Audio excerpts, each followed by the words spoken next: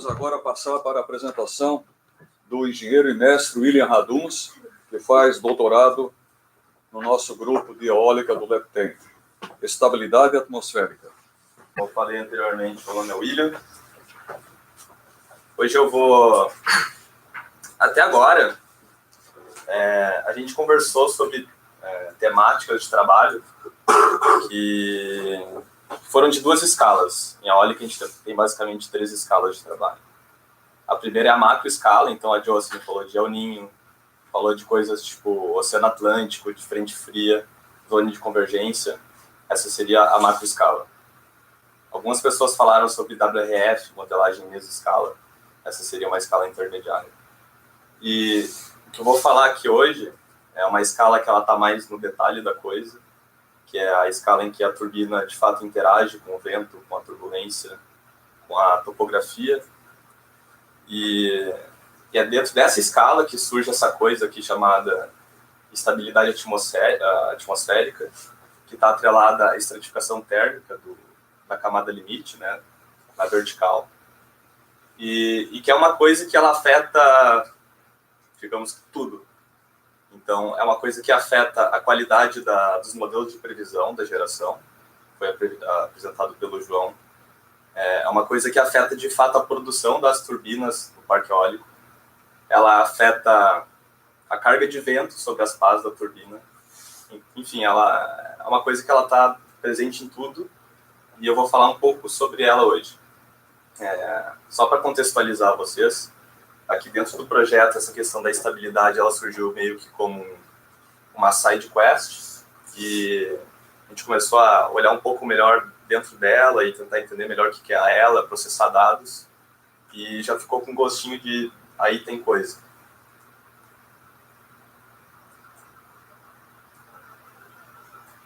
Então, o que é a estabilidade atmosférica, né? Então, ela é uma coisa que está associada à estratificação térmica. Então, essa estratificação térmica a gente quer dizer na vertical. Aqui nesse primeiro caso, isso aqui é uma superfície aquecida. Então, essa superfície aquecida vai trocar calor com escoamento, vai fazer com que a massa específica dele diminua, e como o fluido mais acima está mais pesado, essa massa de ar vai tender a subir. Então, nessas condições, a gente diz que o escoamento está instável. Um exemplo disso seria, por exemplo, o parque eólico, tem a superfície do terreno, o sol aquece a superfície desse terreno e a gente tem esse tipo de comportamento, né, próximo ao meio-dia.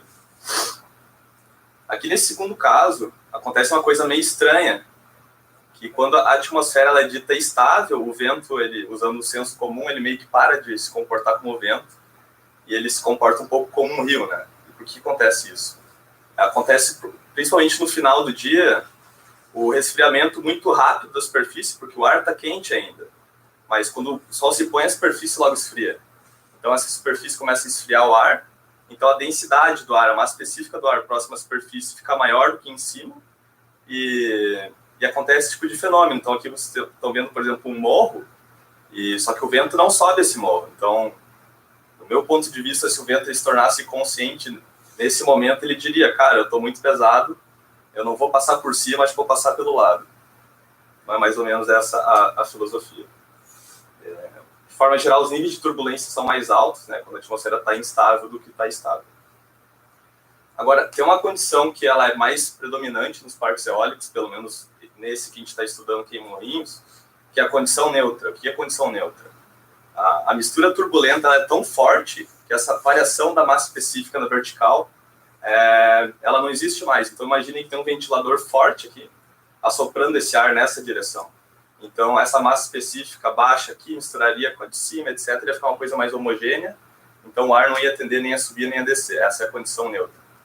Então, no caso do parque eólico de Morrinhos, esse ventilador aqui seria os ventos alisos que o Yoshi apresentou mais cedo.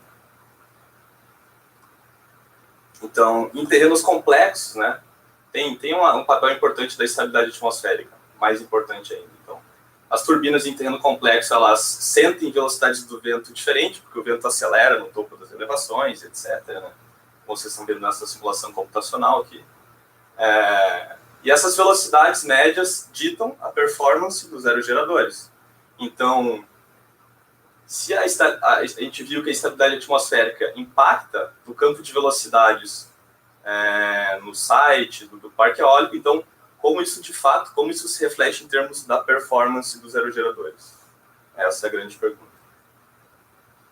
Então, para tentar entender isso um pouco melhor, o que foi feito? A gente fez uma campanha de medição, então a gente instrumentou uma torre de 80 metros no Parque Eólico de Morrinhos com um anemômetro sônico e diversos anemômetros de copos, com o propósito de também entender o perfil de velocidade do vento na vertical e entender essa coisa que chama wind shear. O wind shear é relevante para a eólica, porque, se vocês verem aqui, esse aqui é o diâmetro do rotor da turbina. A máquina que está em Morrinhos tem 97 metros. Isso aqui é um 747, aqui, só para escala. Então, em resumo, tem muita atmosfera na área do rotor. Então, é importante entender como que isso varia na vertical. Então, basicamente, esse sônico aqui, ele mede as flutuações de velocidade e temperatura no vento em alta frequência. Então, ele tem valores de velocidade e temperatura a 20 vezes por segundo, né, 20 Hz. E essas flutuações são utilizadas para quantificar nível de turbulência e a troca de calor na superfície do terreno. Então, depois de processar esses resultados, a gente tem basicamente isso aqui, que vai descrever o clima de Morrinhos. Então, isso aqui mostra o ciclo diurno da variação da estabilidade atmosférica no site. Isso aqui não é um dia específico, é a média anual e é um dado estatístico, né, probabilístico. Então, por exemplo, à meia-noite tem uma chance muito grande, né, vocês podem ver aqui, mais de 80% da atmosfera está neutra. Tem um pouquinho de chance dela estar estável. Próximo ao meio-dia, tem uma chance muito alta dela estar muito instável ou instável, né, que está de acordo, né, com o senso comum, a questão do aquecimento da superfície, por causa do sol e tal. E aqui no final do dia, ocorre aquela transição. Então o sol se põe, a superfície esfria rápido e a gente tem uma maior incidência de condições estáveis. O que está de acordo com a teoria. Então lá em Morrinhos, a gente de fato consegue verificar que ocorrem essas transições aqui, por exemplo, de estável para neutro para instável, uma janela rápida de 3 horas, né, que é o nascer do sol. E também essa aqui a transição do final da tarde, né? Que o sol se põe, então rapidamente passa de instável para neutro para estável. Então isso está de acordo com a teoria. Então, quais são as implicações disso, da estabilidade em termos de vento? Então, por exemplo, para a atmosfera estável, a gente tem um baixo wind shear. Por quê? Porque a mistura turbulenta na vertical é tão efetiva que a velocidade do vento próximo à superfície vai ficar mais parecida com lá em cima, digamos. Enfim. Quando a atmosfera está estável, o wind shear é muito alto, então a variação da velocidade da superfície até lá em cima da camada limite é mais abrupta, porque a turbulência é baixa e não consegue transferir esse momento de forma efetiva. Então a gente tem essa variação na vertical da velocidade do vento muito forte. E a condição neutra, né, que geralmente ocorre com ventos bem fortes, fica no meio termo entre a instável e a estável. Então, agora sim, quais são as implicações dessa mudança nas condições de velocidade do vento em termos de performance dos aerogeradores? Então, esse gráfico aqui está mostrando normalizado qual é a produção de cada um dos 90 aerogeradores do parque. Essa linha preta, 100%, ela é a produção média do parque para a condição instável, para a condição neutra, para a condição instável, para deixar em termos relativos. Então, de forma geral, o que dá para ver? Dá para ver que quando a atmosfera está estável, tem um maior espalhamento na geração das turbinas do parque. E quando a atmosfera está instável, tem um menor spread, né, nessa geração de potência. Então, isso está de acordo também, né, com o que a gente já esperava, né, bom, eu vou mostrar aqui, vai ficar mais fácil de entender. Então, a gente tem essa condição aqui. Então, os dados aqui, por exemplo, de um dos parques do complexo, que é o Parque de Morrinhos, os dados eles mostram mais ou menos isso aqui. Então, aqui ó, a turbina 8, 9, 10 em diante são esse conjunto aqui de trás. E essas aqui, até 7, são esse conjunto da frente. Então, o que a gente está vendo aqui? Que quando a atmosfera está estável, elas produzem muito mais do que a média do parque. E nós acreditamos que isso seja por causa de um efeito que está representado aqui. Então, o vento ele vem estável, mais pesado aqui, e gera uma bolha de estagnação. Então, o vento ele vem dessa direção no parque, né, uma direção bem marcada, e falta energia cinética para subir esse morro, então gera uma bolha de estagnação. E essa bolha de estagnação deflete o escoamento aqui e faz que no final do morro o escoamento acelere. Então, por isso que essa fileira de trás, aparentemente aqui o que os resultados evidenciam que elas estão gerando mais.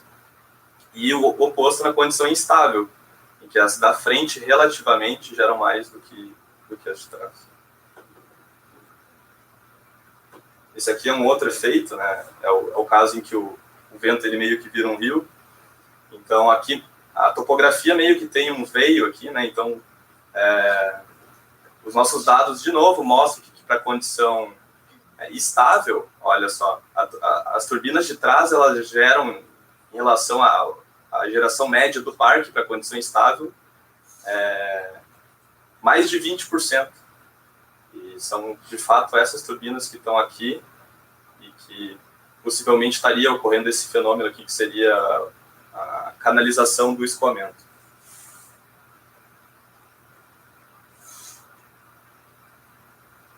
E aqui, dando uma olhada mais de forma geral, a gente isolou, então, a condição de estabilidade neutra. Então, a atmosfera está neutra e a gente tirou fora a questão de estabilidade atmosférica. Então, a gente está avaliando o quanto o grau de turbulência atmosférica vai afetar a geração e o espalhamento da geração dos parques. Então, o que dá para ver?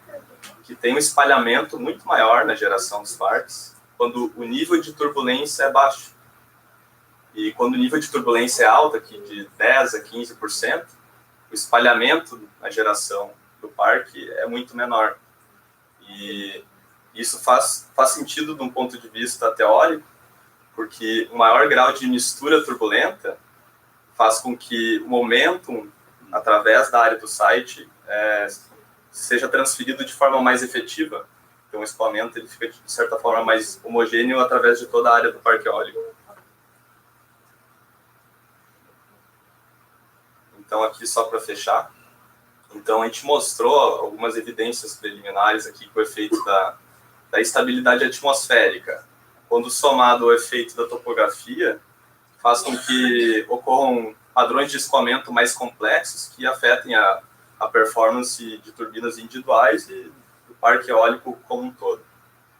E para entender melhor esse fenômeno, o que a gente poderia fazer? A gente poderia instrumentar, fazer mais campanhas de medições, instrumentar o parque no pé do morro, atrás do morro, etc., que seria um custo, né? Seria um custo adicional.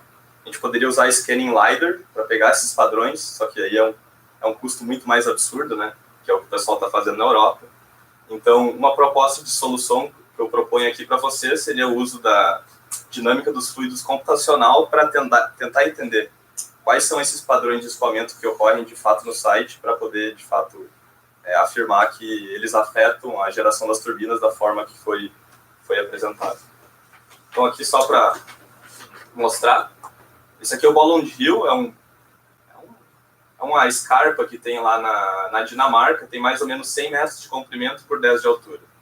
Então, os dinamarqueses instrumentaram isso aqui com a anemone-cópia, etc., para tentar entender como é que funciona essa questão da interação do vento com a topografia.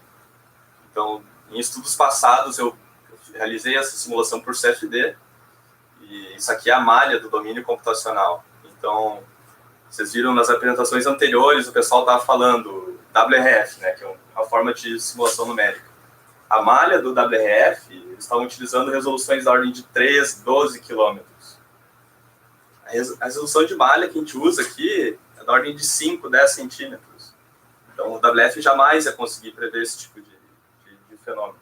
Então, o CFD é, de fato, a ferramenta apropriada para entender esses padrões de escoamento.